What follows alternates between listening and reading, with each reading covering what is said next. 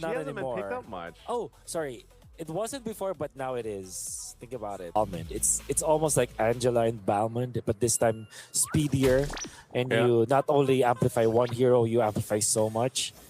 How are you peeling through that? How are you going through the skin of Aurora Gaming is what I'm gonna ask. But if they do get to the late game, SRG are scary. Well, let's see. Again, I have to say this is like the same thing as game one where we're like SRG brings something flavorful to the game. But they're facing match point here for Aurora Gaming. I don't know if that flavor is going to be good enough. Oh, nice flicker. Oh, and they get one with return. So Lunar pops his. He's fine. Again, battle spells usually in this first minute or two is kind of what we expect to go down. Not too many first bloods unless, you know, there's a crazy setup with an assassin jungler like we saw from the previous game. But with that being said, we know how this can work. Stormy on the arrows, if he's landing them, think about the combination that can come through with that. Either you're landing the arrows and setting it up for your Benang there. Oh. Okay. Yeah, looks like he was just chilling there. He wanted to get that gold card too.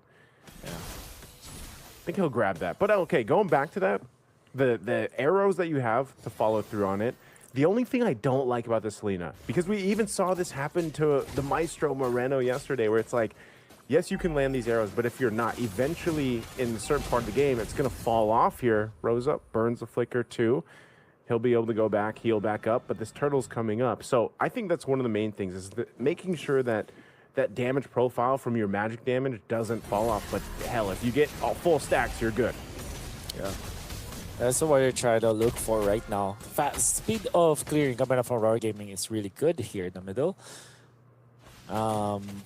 They are waiting for Rosa to be level 4 this time. And I think he will be able to reach that. It's making sure that it's always on top of Pagu, like always there to support his teammates right now.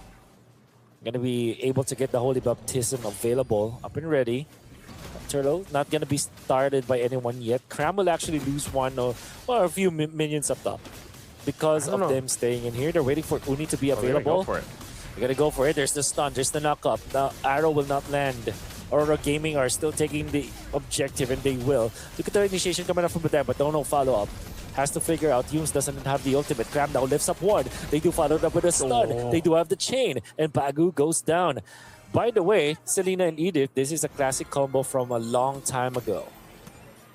That's what I was getting to, you know, the layering of arrows, tossing people in the air with the onward, Earth Shatter combo. Like there's so many multiple ways that SRG can combo. I'm just surprised again that they really couldn't find the opening there to go ahead and contest the turtle the way they wanted to. Aurora easily able to get it. There's an arrow though. I'm gonna be moving forward there. But the Holy Baptism as well as some of the heals will make it so that SRG will not be moving forward again.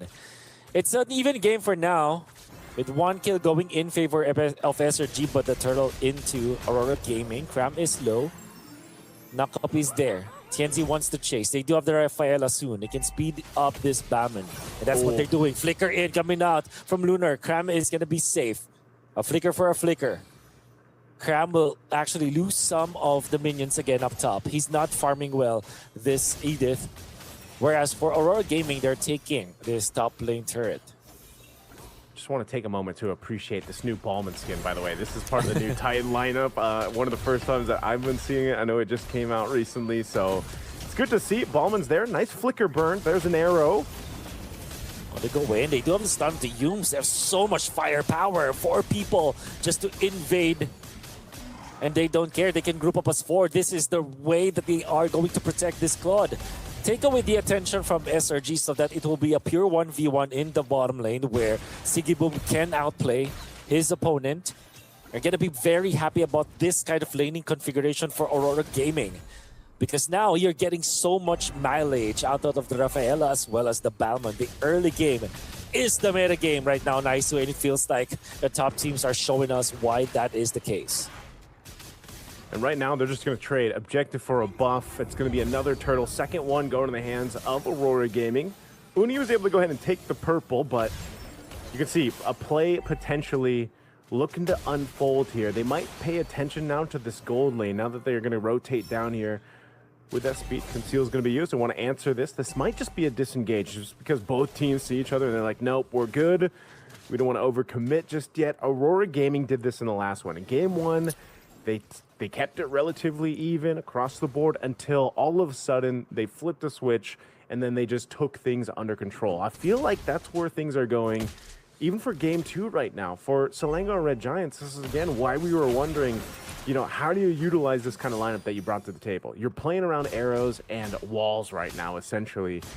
Cram has been pretty much delayed. I mean, he's tried if the flicker is up, if it's available, maybe something can happen, but right now it's just kind of a farming game for them. Oh no. Speaking of, wow, that damage! Of course, that's a lethal counter, which will be an execution no matter how tanky you are. The flicker from Cram wasted. And now they still want to go for this buff. Uni stunned up and Uni dead! Look at this kill squad coming up from Aurora Gaming. Oh. You can't even primal wrath out of that. You just get dunked on with a lethal encounter. Yeah. Cram was gone in an instant, it felt like. And there's a big problem with this Ballman and the rest of Aurora Gaming right now. TNZ, what a difference, you know, of hero from going from the Hirara now to the Ballman, where you're basically spinning to win, shredding down some of that armor. And imagine, Wolf, we haven't even seen Siggy Boom utilized yet. He's just been doing his thing. Exactly. Being in the gold lane, having the gold lane experience, sometimes double laning if you can. You know, we know that Claude needs some time to go ahead and build up that power spike, hit the 3 items. Hell, the rest of Aurora Gaming has completely allowed that to happen here. For sure. They do want to get a chain stun onto Pagu, but Pagu just stands there. Very tanky tree. Aurora Gaming will not be contested in this turtle take there. Look, did you see how much damage the lethal counter with the retribution can do? I saw. It's very lethal, as they would say. You know, is that like 40% HP that he's able to get? Turtle didn't stand a chance, man. Turtle didn't stand a chance. I don't know. Maybe the Lord will do better because TNZ right now, there's going to be more Ballmans popping up in your ranked games. I'm sure after this, just like the Mias. Now everybody has an answer. Now that we've seen Hanabi and Mia in games of the future, people are like, it's all viable. Oh, purple buff. Purple buff, Yume's taken again. This purple buff is officially Aurora Gaming's. It's no longer Uni's. It's no longer SRG. SRG right now, 75% of the map is Aurora Gaming's territory, and they're just trespassing. TNZ feels very confident, pops the retribution, forces some reactions right there. And when Uni puts himself into the purple buff of Aurora Gaming, he's not going to be able to find anything. Like, SRG are now fighting for scraps, essentially. Yeah. Against what Aurora Gaming is giving them. It's one of the tough things to see. Again, maybe there's a lockdown. Finally, we actually locked down TNZ. They had to stop the Ballman, and they do just that. The Taunt, as well as the Wrath of the Dryad, taking out Stormy, and that will actually result into an Aurora Gaming push in the middle. They do have another stun. On Yume's in trouble. Yume's low. Yume's out. Gonna go for a change here with Pagu, but now they snag Innocent. Innocent does have Purify. Oh, from the back. Oh, from the back it comes Uni to take out Rosa. Really well done coming out from the Assassin, but all that just to fend off the attack from Aurora Gaming, who's now leading by 5,000 gold.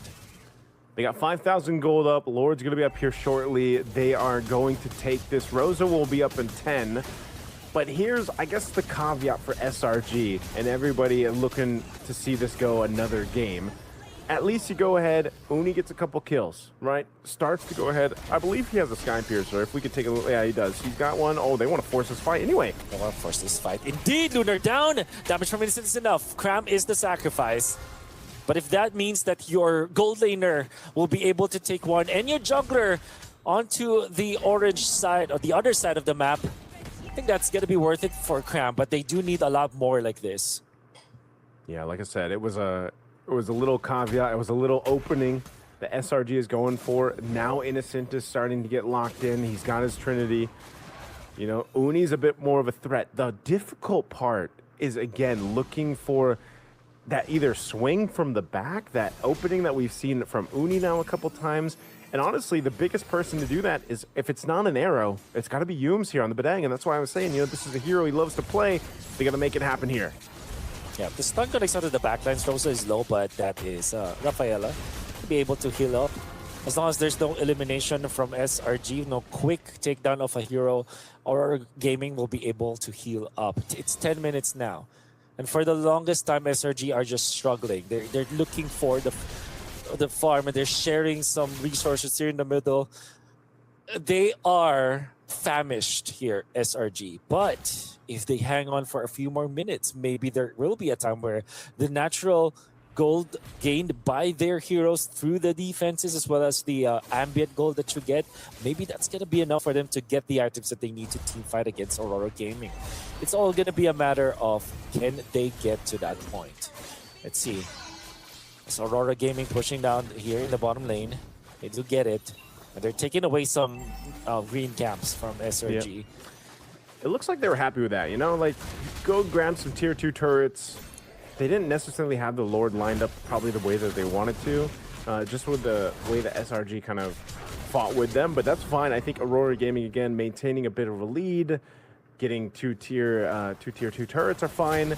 Now you're 50 seconds away from the next order. You're also going to go ahead and continue to keep them famished for SRG, but SRG, despite this all, Wolf, hasn't done a terrible job, right? I mean, they've kept things relatively, I would say, within a 2,000 to 3,000 gold range. It hasn't gotten out of control. I mean, the last game we saw, at one point, it was almost 8,000 gold ahead.